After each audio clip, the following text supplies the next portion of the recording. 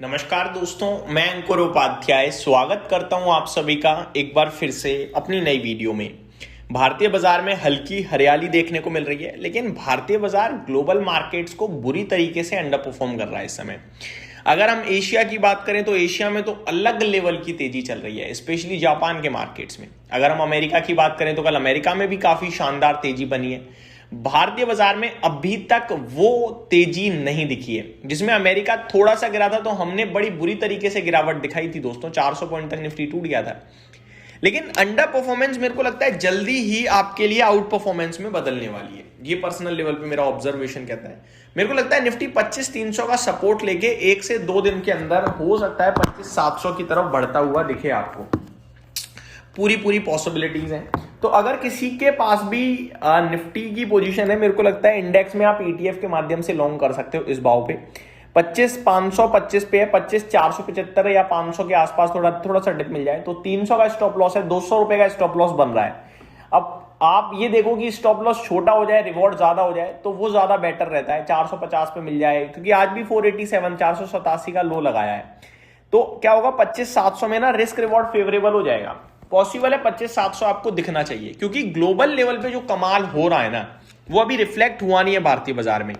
अब अगर हम अंडर परफॉर्म कर रहे हैं तो उसके पीछे हमें कोई रीजन चाहिए लॉजिकल, जो मेरे को दूर दूर तक नहीं दिखता। ना कोई नेगेटिव न्यूज, ना कुछ खबर, ना कोई ऐसा फाइनेंशियल लेवल पे डेवलपमेंट। इनफैक्ट सारे डेवलपमेंट्स पॉजिटिव ही हैं। अभी कनाडा के साथ एक ट्रेड डील आने वाली है, अपनी बातचीत चलने लगी है, आप ये मान के चलिए।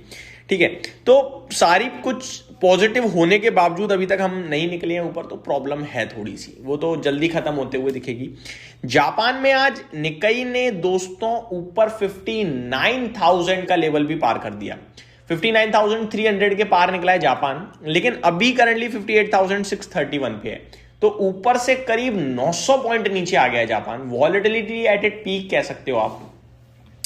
तो 900 पॉइंट यानी करीब 1.5% ऊपर से नीचे आता हुआ दिख रहा है। काफी हैविली नीचे आया है। मैं आपको बताऊं, बीते 1-1.5 घंटे में ही करेक्शन काफी शार्प हो गई है। अदरवाइज वन साइडेड आज ऊपर में खुला लगभग सुबह 10 बजे के समथिंग अगर आप देखोगे तो 59,000 प्लस था, और अभी 11:20 पे 58,646 खड़ा है। तो ऊपर से बहुत तेजी करेक्शन देखने को मिल रही है हमें। बाकी चौतरफा देखें तो तेजी है। कॉस्पी में 2.5% की तेजी है आज। तो कोरिया के बाजार तो अलग ही चल रहे हैं भाई, 2.5% ऊपर खड़ा है। ताइवान 1/4% ऊपर दिख रहा है आप सभी को। हैंगसेंग में 0.5% की गिरावट है। शंघाई हल्का लाल निशान में है।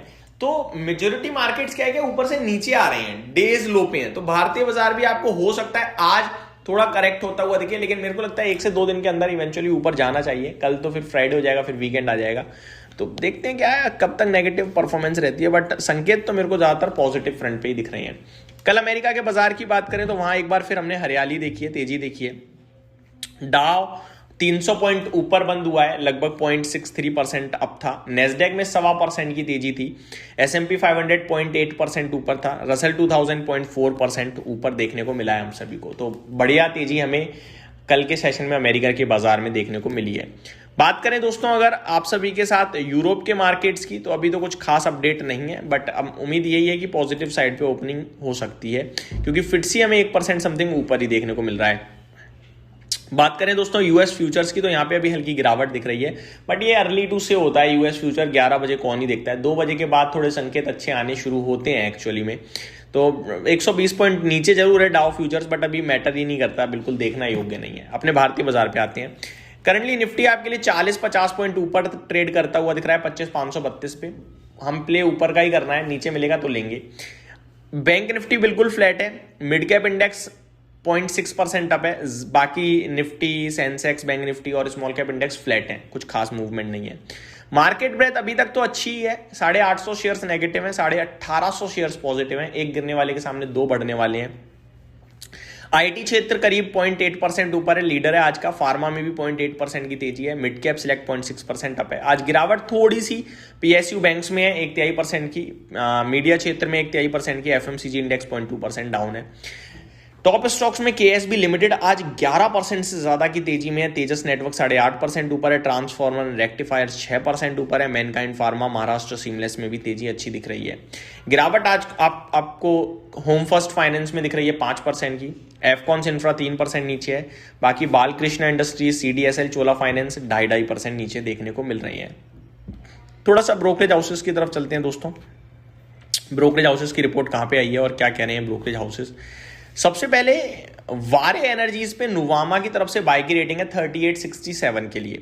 आईडीएफसी फर्स्ट बैंक पे बोफा सिक्योरिटीज की तरफ से डाउनग्रेड आया है न्यूट्रल के लिए, 75 का व्यू है। ओला इलेक्ट्रिक पे गोल्डमैन सैक्स की तरफ से डाउनग्रेड आया है, न्यूट्रल का व्यू है 26 रुपीज के लिए।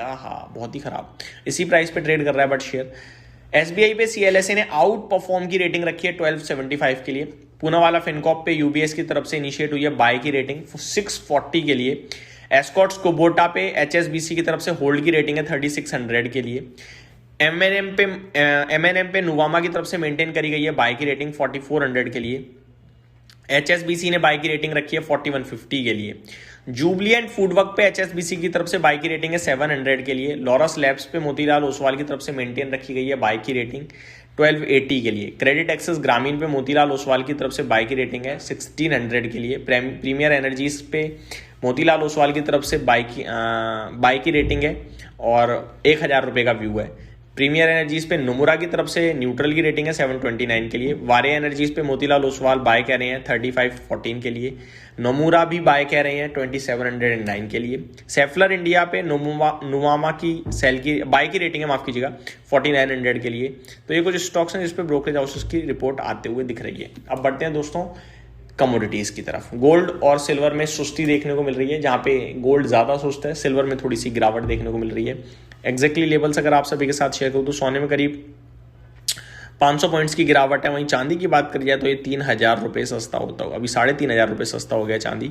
और गोल्ड करीब 525 रुपये नीचे देखने को मिल रहा है। बाकी लेड, कॉपर, जिंक ये बिल्कुल फ्लैटिश टाइप है, कोई नो मूवमेंट एट ऑल। तो ये मेरी तरफ से अपडेट थी, उम्मीद करता हूँ डिटेल्स पसंद आई होंगी। Thank you so much for watching this video. Have a great day guys.